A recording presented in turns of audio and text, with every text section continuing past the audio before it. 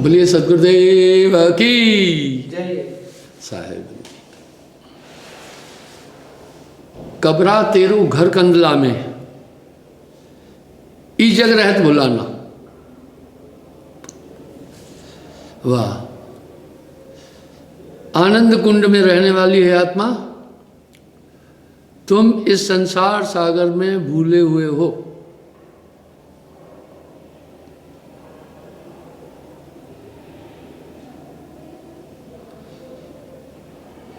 बफ बावरी आनंद मीरक रुच रुच सर बेले, चेतत रावल पावन पेड़ा सहजे मूल बांधे, ध्यान धनुष ज्ञान बान योग सर साधे।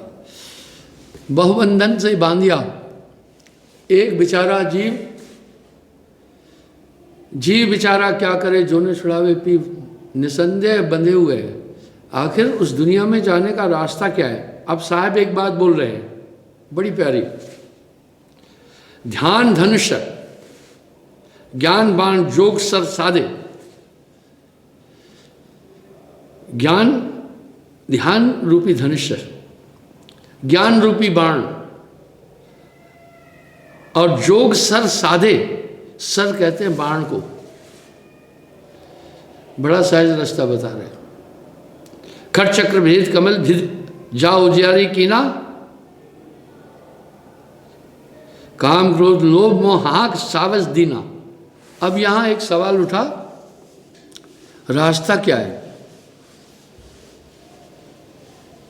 साहिब वाणी में एक बात कह रहे हैं, भाई दुनिया के अंदर नाना मत मतांतर हैं, सब अपनी अपनी कह रहे हैं, जाने का रास्ता क्या है? खट चक्र भेद कमलन भेदे जाओ जारी की ना। मैं दसम द्वार का कई बार जिक्र कर चुका हूं। साध सोई जिन यह गढ़ लीना, 9 दरवाजे प्रगट चीना, 10वां जाए खोल जिन दीना, जहां कुल्फ रह मारा है। वाह, यानी 9 दरवाजों को प्रगट चीने, 9 दरवाजे मूंद ले। पवन ने धूका दिया तब गगन गरजो आन के। मैं खट चक्र भेदन योग से नहीं बोल रहा हूं, कुंभक रेचक पूर्वक क्रियाओं द्वारा नहीं बोल रहा हूं, ये कठिन है। चक्र शुद्धि भी नहीं बोल रहा हूं, चक्र शुद्धि बड़ी कठिन है।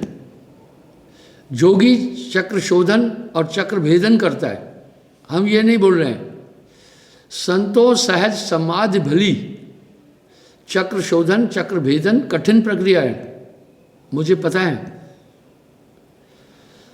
जोगी पहले व्रत करता है, अन्न रहित पेट करता है, चक्र शोधन कैसे करता है, फिर भेदन कैसे करता है,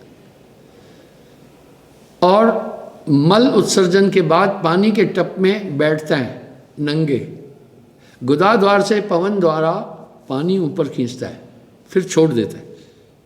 ये क्रिया करता है ताकि मल नहीं रहे शरीर में। ये क्रिया करके फिर स्वादिष्टान चक्र को भेदता है, दूध के पात्र में शिशन इंद्री डालता है और शिशन इंद्री से दूध ऊपर खींचता है, मूत्र को बाहर निकालता है, सलाई लेता है, सलाई शिशन इंद्री में डालकर ग्लेडर साफ करता है। ये कठिन प्रक्रिया। उसके बाद फिर धोती क्रिया करता है। इसमें वो क्या करता है, 4 उंगल चौड़ी धोती 7 हाथ लंबी गीली करके मुख के द्वारा नाभि जल तक पहुंचाता है, आंतों की शुद्धि करता है। ये क्रिया 3 बार करता है, फिर उसको भेदता है, उसको धोता है। कठिन प्रक्रिया है। हृदय अनाहत चक्र की शुद्धि करता है, 1.25 हाथ लंबी दातुन लेता है, उसको कूंचता है दांतों से, कोमल बनाकर कंठ द्वारा उसको हृदय तक पहुंचाता है। हमारा हृदय हमेशा रक्त की शुद्धि कर रहा है, उस पर कफपित्त जमने का वो होता है, हृदय चक्र को शोधता है। पांचवा विशुद्ध चक्र कुंजर क्रिया द्वारा जल पी करके वोमिटिंग करके पित्त निकालता है। छठा आज्ञा चक्र एक श्वास से जल ऊपर खींचता है, दूसरे से छोड़ता है, ताकि जो यहां पर कफ की गोली है ये हट जाए। उसके बाद प्राणायाम करता है, कुंभक रेचक पूरक क्रियाओं द्वारा शरीर से पूरी ऊर्जा उठा करके जोगी खट चक्र भेजता है। इस तरह ये क्रिया कठिन है, और वहां जो दिव्य शक्तियां प्राप्त करता है, प्रकाश और सिद्धियां प्राप्त करता है, कहता है अहम ब्रह्मस्मि। इसलिए योगी देवी देवताओं को नहीं मानता है और अन्य क्रियाएं नहीं करता है। वो कहता है तुम अपने अंदर की ताकत को जगाओ। लेकिन साहब कह रहे हैं यहां तो तुमने पवन को खींच लिया, शरीर से पवन निकाली, लेकिन पवन से तुम खुद नहीं निकल पाए। जोगी पवन साध मर गए हो। अब यहां मैं व्यंग नहीं कर रहा हूं। अब यहां साहब क्या कह रहे हैं, यह सब साधन से ना होई। गोस्वामी जी कह रहे तुम्हारी कृपा पाए कोई कोई। आइए इस तरह से सहस्त्र सार में जाकर के वो एक अद्भुत प्रकाश देखता है। पर योगी खट चक्र भेदन करता है और वो वहां पर सप्तम चक्र भेद करके दसम द्वार नहीं खोल पाता है। कठिन प्रक्रिया है, पर सिद्धि और शक्तियां प्राप्त कर लेता है।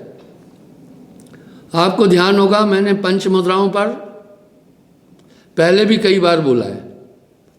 आज भी दुनिया में लोग पंच मुद्राओं पर ही अंदर की दुनिया की बात कर रहे हैं, और यह प्रचलन भी है। साहब ने एक शब्द में बड़ा सुंदर प्रमाण देकर बोला, प्रथम पूर्ण पुरुष पुरातन 5 शब्द उच्चारा, सोहं सत ज्योति निरंजन कहिए रंकार ओंकारा। इस पर थोड़ा गौर करें। इन्हीं 5 शब्दों से ही पूरा ब्रह्मांड है। शब्द है धरती, शब्द आकाश, शब्द है शब्द भया प्रकाश।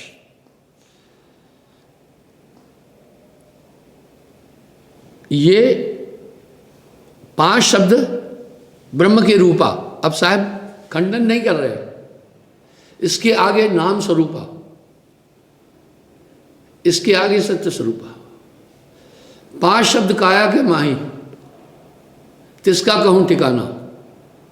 अब 5 शब्द काया के अंदर है, पर वो नाम तो अलग है ना। अब साहब यहां 5 शब्द का ठिकाना भी बोल रहे हैं। नैनन माह निरंजन रूपा, आंखों निरंजन, यहां ये चाचरी मुद्रा कहलाती है। ओमकार है भ्रकुटी भूपा, भूप कहते हैं राजा को, यहां ओमकार का वास है। भवर गुफा डिग सोहंग सारा, सोहंग जाप करने वाले भवर गुफा में जाकर रुकते हैं। जो संसार में 6 जति हुए उसमें सुखदेव भी है, कार्तिकेय भी है, 6 जतियों में से। ये प्रक्रिया सुखदेव ने की, इसलिए सुखदेव को भी गर्भ योगेश्वर बोलते हैं। गर्भ योगेश्वर सुखदेव तब बल गयो वैकुंठ, अपने योग के बल से वैकुंठ गया। फेर दियो वैकुंठ थे, गुरमिल कहाँ लहो विश्रामा। विष्णु जी ने वैकुंठ से फेर दिया था उसे। ये जर्नियां जो है पूरी होती है, ये दंतक कथाएं नहीं है। तो आगे कह रहे रंकार है 10वें द्वारा, और सहस्त्र सार शब्द पछाड़ना, सहस्त्र सार में सत शब्द। ररंकार हैं 10वें द्वारा। अब आगे साहब क्या कह रहे हैं, ये पांचों काया के माही, 5 नाम ब्रह्म के रूपा, इसके आगे नाम अनुपा। अब आप सोच लेना, पर जो लोग पंच मुद्राओं तक हैं वो उस बात को लेते ही नहीं है,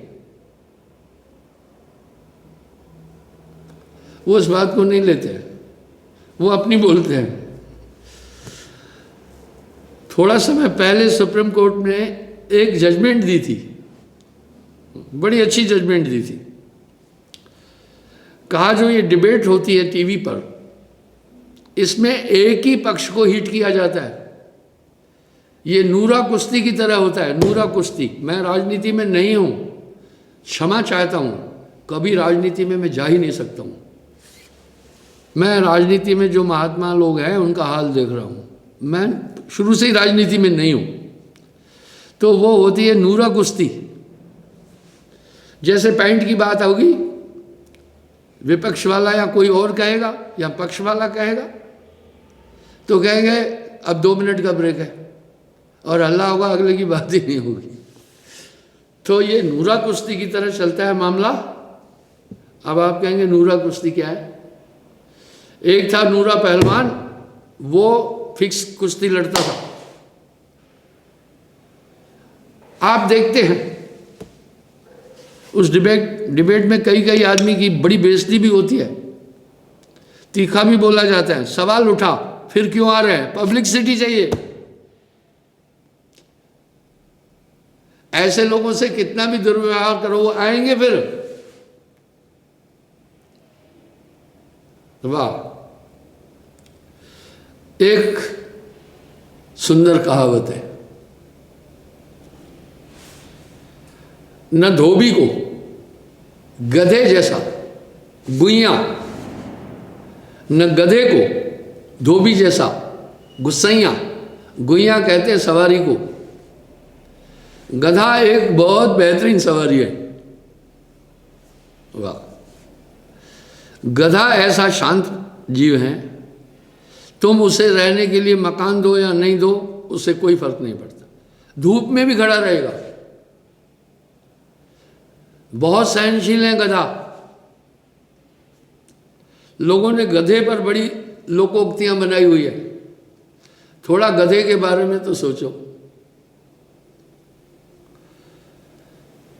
बहुत भोला जीव है। तो गधे पर लोग बहुत वजन डालते हैं।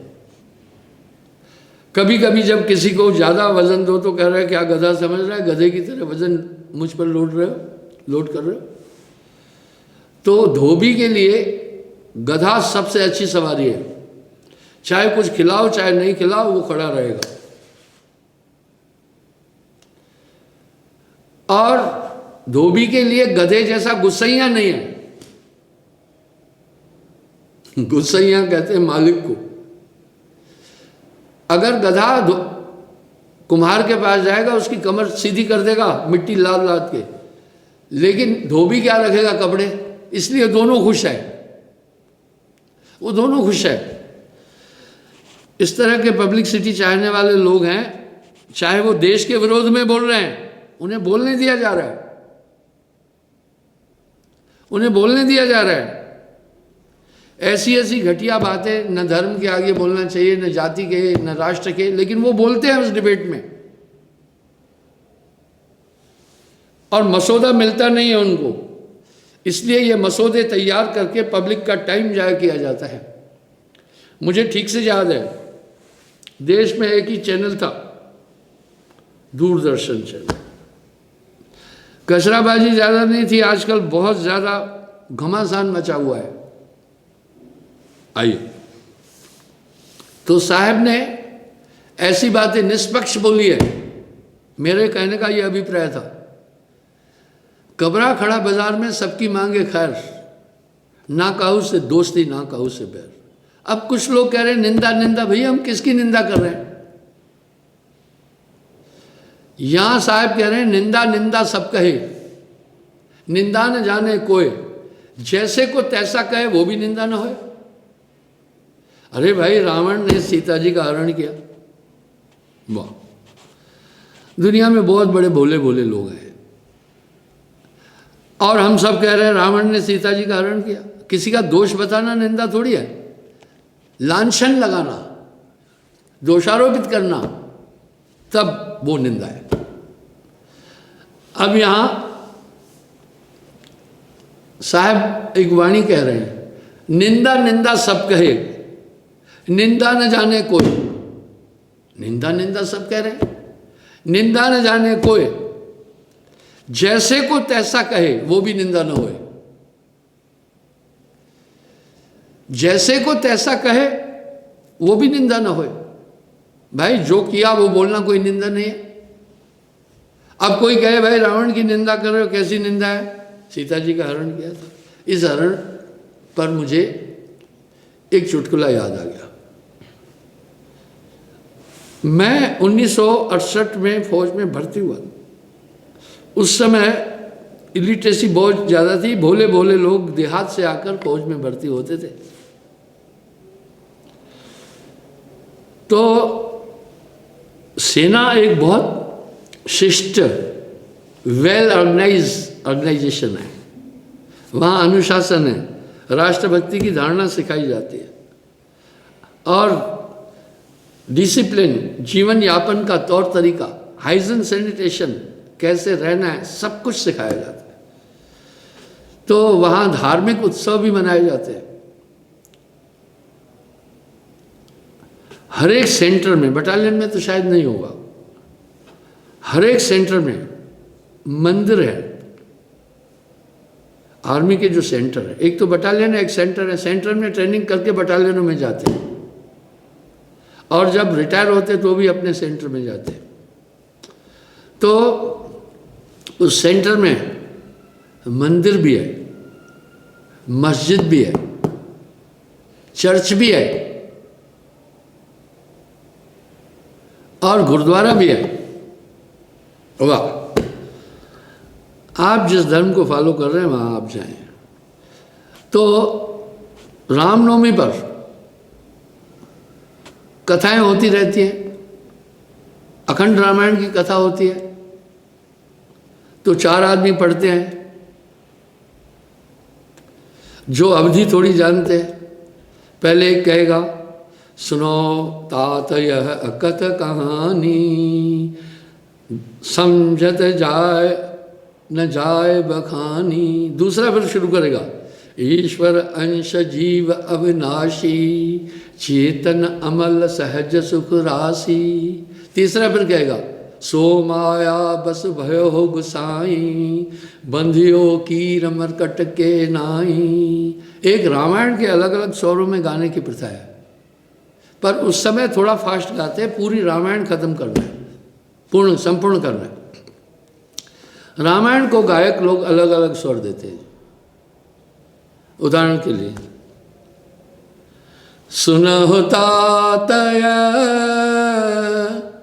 अकथ कहानी, समझत जाए न जाए बखानी। पर वहाँ इतना टाइम नहीं है कि राग में गाओ। ठीक है, रामायण पूरी इस तरह मुझे भी बुलाते थे, मैं भी जाता था। तो वो लोग जो बेचारे रामायण का, अखंड रामायण का पाठ करते थक जाते हैं, मदद के लिए मुझे भी कहते हैं आप अवधि जानते हैं आप आए, मैं भी चला जाता था। सुनिए अब, तो इस तरह रामायण का प्रसंग था। एक भोला भाला था, जब पंडित जी ने पूरी रामायण समाप्त की, उसने बोला, रे पंडित जी ये कोने बताया,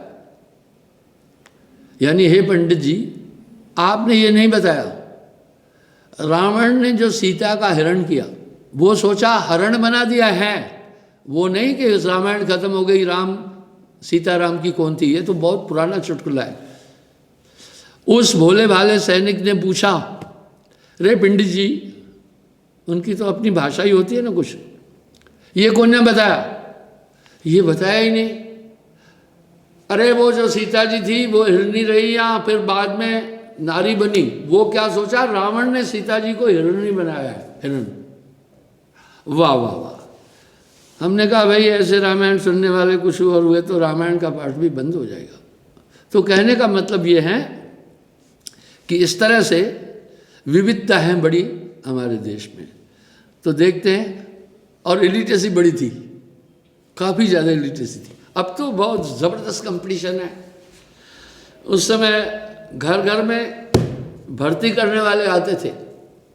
65 और 62 के ऑपरेशन में हमारे लोग काफ़ी शहीद हुए थे 62 में, इसलिए तो भर्ती करने के लिए गांव में आते थे।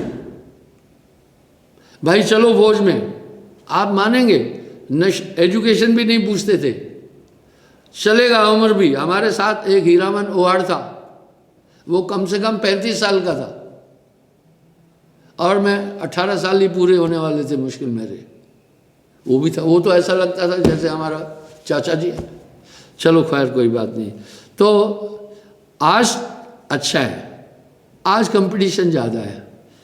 10 जवानों की भर्ती है तो 100 जवान अंडरवियर पहन के खड़े हो जाते हैं और पूरे टेस्ट होते हैं। अच्छा कर आगे चलता हूँ मैं। तो बंधुओं, इस तरह निंदा निंदा सब कहे, निंदा न जाने कोई, जैसे को तैसे कहे वो भी निंदा न होए। साहब ने भी निष्पक्ष बोला। वो कह रहे हैं कबरा खड़ा बाजार में, सबकी मांगे खैर, ना काहू से दोस्ती ना काहू से बैर। बड़ा साफ साफ बोला। अब यहाँ क्या करें, योगी योग साधना करी, भव सागर से ना ही तरई। हाँ, क्या वो खंडन कर रहे हैं? ये गोस्वामी जी क्या करें, ये सब साधन से ना हुई, तुम्हारी कृपा पाए कोई कोई। और साहब क्या करें, अदा कर खुद खजाने से छुड़ा ले अपने बंदे को। विनय अंक की साखियों में साहब ने बड़ा साफ साफ कहा। तो आगे कह रहे हैं, रणकार खिचड़ी मुद्रा, 10वां द्वार ठिकाना, ब्रह्मा विष्णु महेश आदि ले रणकार पहचाना। आगे क्या बोल रहे हैं वो सुनना। सिद्ध साधु त्रिदेवा आदि ले रणकार पहचाना। इसके आगे पुरुष पुरातन किसकी खबर न जाना। क्या बोल रहे हैं, सिद्ध साध त्रिदेवा आदि ले 5 शब्द में अटके, बस यहीं रह गए निरंजन तक। मुद्रा साथ रहे घट भीतर, फिर औंधे मुंह लटके।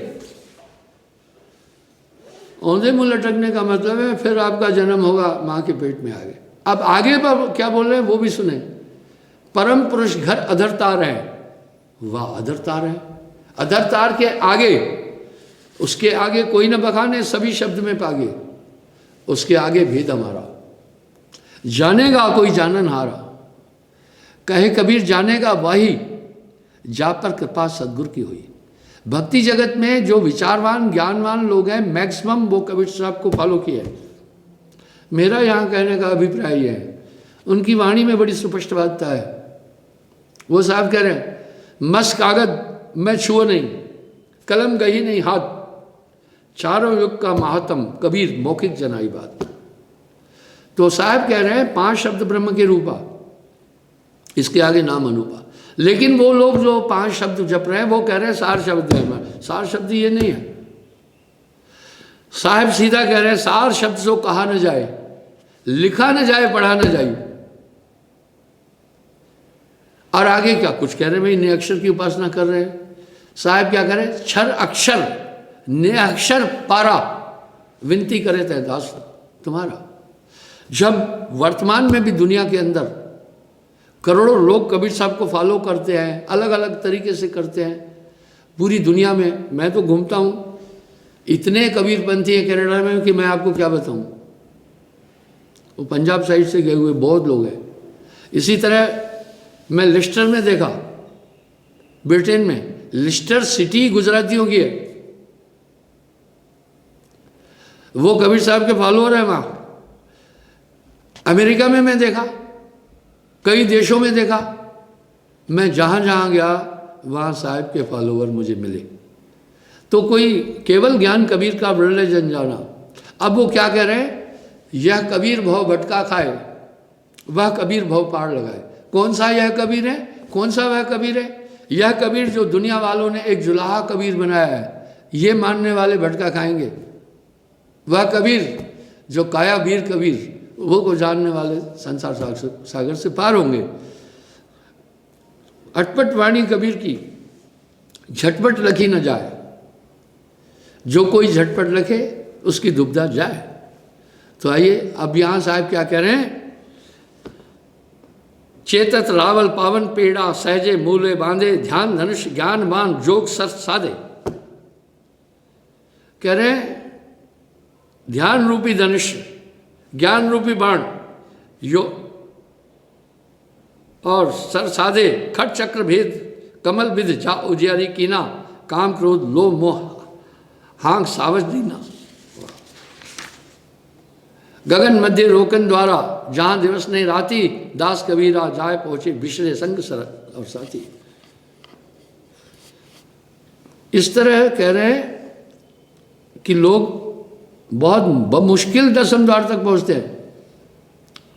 और साहब कह रहे हैं 9 दरवाजे संसार सब, 10वां योगी तार, 11 खिड़की बनी जान संत सुजान। और साहब वाणी में कह रहे हैं 10वें द्वार से न्यारा द्वारा, ताका भेद कहूं मैं सारा। वाह। देखिए अब आते हैं कि भाई योगी, चलो पवन तो निकाल लिया शरीर से, पवन से आत्मा नहीं निकाल पाया, मन वहां जिंदा है। अब यहां साहब क्या कह रहे हैं, कोई कोई पहुंचा ब्रह्मलोक तक धर्माया ले आई। पीएचडी सब नहीं करते हैं, पीएचडी सब नहीं करते, उसमें तो अपना शोध होता है, अपना कुछ रखना पड़ता है बाहर, अपनी उपलब्धि, अपने थॉट, अपना कुछ विश्लेषित करके रखना पड़ता है। तो बंधुओं अब इस तरह साहब ये कह रहे हैं कि 5 शब्द ब्रह्म के रूपा, तागे तिसके आगे नाम अनुपा। अरे नाम नाम सब जगत पखाना, नाम भेद कोई बदला जाना, क्षर अक्षर ने अक्षर पारा, विनती करे ते दास तुम्हारा। दरअसल सुरती को जगाना है, उसी के अंदर सब है। साहब ने पवन साधना नहीं बोला, सूरत साधना। सूरत संभाले काजा, सूरत में रचो संसारा, सूरत का है खेल सारा। साहब ने तो केवल सूरत योग बोला है, जो कुछ है वो सूरत ही है। बस सूरत बांध स्थिर करो, 8 पैर हुजूर। उस सूरत में दिव्य दृष्टि है, इसलिए प्रमाण मिलता है। कहा आत्म साक्षात्कार के लिए भी आपको मन का निग्रह करना है। मन का निग्रह करने का मतलब पूरे झमेले को रोकना है। कहत कबीर सुनो भाई साधो, जगत बना है मन से। ये पूरा विश्व ही मन का रूप है। 3 लोक में मन है विराजी, ताहन न चीनत पंडित काजी। क्या ये अपमान कर रहे हैं? उन्होंने तो अपनी चीज का उल्लेख किया। हाँ, कभी कभी मैं अभिव्यक्ति की स्वतंत्रता को सुनता हूं, बड़ी अच्छी बात है।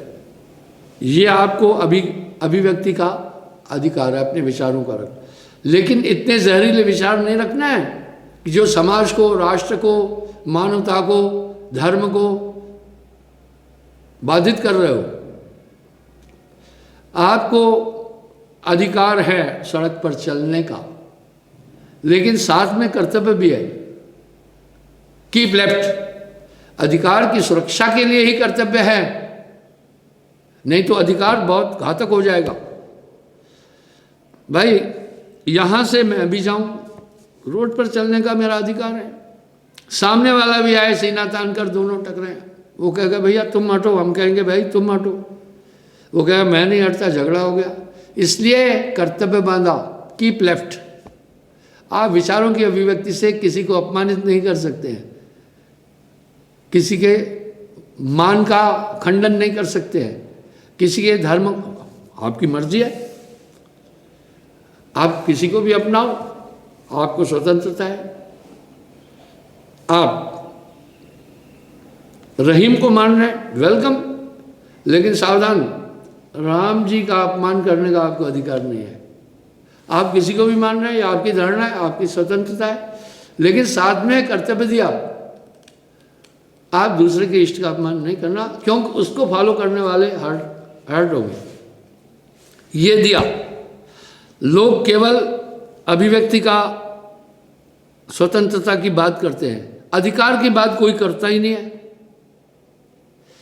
कर्तव्य अधिकार एक दूसरे के पूर्वक है, इसलिए हमें वहाँ ये भी सोचना है, आप ठीक है भाई, चलो कोई बात नहीं है, आप कुरान को मान रहे हैं, पर सावधान, नानक देव जी का आप अपमान नहीं करना, क्योंकि उनको फॉलो करने वाले वो उनका इष्ट है, दुखी हो जाएंगे। ये कर्तव्य दिया। बिना जाने बूझे किसी पर लांछन नहीं लगाना, ये पाप है, वो आदमी दुखी होगा। तो आइए, इस तरह से साहब ने जो कुछ कहा बहुत सटीक कहा, मैं ये प्रमाण दे रहा हूँ। अब ये क्या करें, कितने सुंदर अलंकारों से साहब ने ऐसा कह दिया कि किस तरह से अंदर में, इस तरह से योगेश्वर लोग 10 वायुओं को साथ करके लाते हैं, और 10वें द्वार कैसे खोलते हैं वो भी सुनो।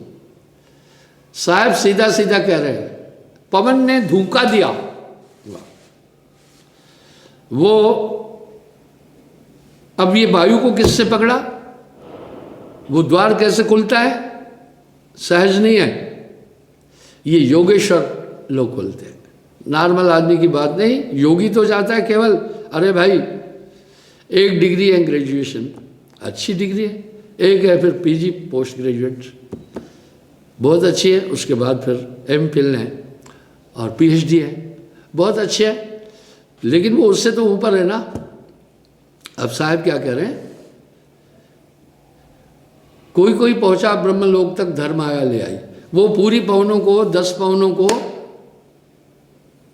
10 वायुओं को उठाते हैं, अपान समान उदान प्राण सर्वतन ब्यान किरकिल नाग धन कूर्म आदि सभी वायुओं को उठाते हैं। किससे, कंसंट्रेशन से। वाह, कंसंट्रेशन से फेरते, किससे, कंसंट्रेशन से, और लेकर के आगे ईंडा पिंगला को लेकर के सुषुम्ना को खोल देते हैं। बड़ी अच्छी बात है। अरे हारे पलटू ज्ञान भूमि के बीच चलता है उल्टी सांसा, पर वो चक्र भेदन चक्र शोधन करते हैं, ये मुश्किल है। अब साहब कह रहे हैं सीधा तुम सुमरन में आइए, सहज योग बता रहे हैं। वो कह रहे हैं इससे नहीं, सूरत के दंड से घेर मन पवन को, फिर उल्टा चले, धर और अधर विच ध्यान लावे, कहे कबीर सो संत निर्भय हुआ, जन्म और मरण का भ्रम भाने। यानी अब क्या है, ये श्वासा आप नाभि में आप पहुंचा रहे हैं, इसको पवन को पलटकर शून्य में घर किया। अरे हाँ रे पलटू ज्ञान भूमि के बीच चलता है उल्टी सांसा। शरीर की पूरी ऊर्जा, मन का निग्रह, मन को मार गगन चढ़ जाए, जब तक आपकी इंद्रियां, आपका ये शरीर काम कर रहा है, आप एकाग्र नहीं है, आप बिल्कुल एकाग्र नहीं है। ये सिद्धांत तो योगी भी मानता है। बस योग में 2 चीज़ें कठिन है, एक तो चक्र शोधन कठिन है, दूसरा वो पहुँचते हैं खट दल चक्र को भेदते हैं। साहब कह रहे हैं इसके आगे अब भेद हमारा, अब वो सुमरण से ही करता है, वो चक्र शोधन नहीं करता है भक्त, सहज मार्ग है, सुमरण श्वासों श्वास का। अब साहब कह रहे हैं फिर इनको किससे खींचना है, सूरत के दंड से घेर मन पवन को, फिर उल्टा चले, धर और अधर में ध्यान लावे, कहे कबीर सो संत निर्भय हुआ, जन्म और मरण का भ्रम भाने। पलटू साहब भी यहाँ कह रहे हैं, अरे हाँ रे पलटू ज्ञान भूमि के बीच चलता है उल्टी सांसा। अब वो पूरी श्वासाओं का निग्रह चक्र शोधन चक्र भेदन किए बिना ही चलता है। 10 पवन को नीचे सप्लाई नहीं होने दिया, पूरी बॉडी सीज कर देते हैं और शून्य में जाते हैं। शून्य अवस्था क्या है, जिसमें तन थिर मन थिर वचन थिर सुरत निरत थिर होए, कहे कबीर ता पल्क को कल्प न पावे कोई। पंचमद्रा वाले तो 5 रास्ते बता रहे हैं, वैसे तो पपील मीन और व्यंगम मार्ग भी हैं, इस पर मैं कल भी बोलूँगा, पहले भी बोला हूँ।